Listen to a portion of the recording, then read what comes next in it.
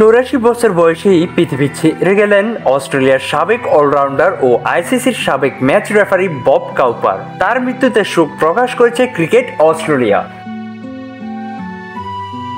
অস্ট্রেলিয়ার মাটিতে টেস্টের প্রথম ট্রিপল সেঞ্চুরি করা এই ব্যাটার 1964 থেকে 1968 পর্যন্ত খেলেন 27টি টেস্ট। 5 সেঞ্চুরিতে 46.84 করে 2061 রান করেন তিনি। বল হাতেও অবদান রয়েছে তার। 36টি উইকেট নেন এই অফ স্পিনার। 23 বছর বয়সে অভিষেক হওয়া কাউপার স্ট্রোক ব্রোকিং ও মার্চেন্ট ব্যাকিংয়ে ক্যারিয়ার গড়ার জন্য মাত্র 28 বছর বয়সেই আন্তর্জাতিক ক্রিকেটকে বিদায় বলে দেন। তবে আইসিসির ম্যাচ রেফারি হিসেবেও দীর্ঘদিন কাজ করেন এই ক্রিকেটার। ক্রিকেটে অবদান রাখার জন্য 2003 সালে medal of the order of Australia পুরস্কার পান তিনি।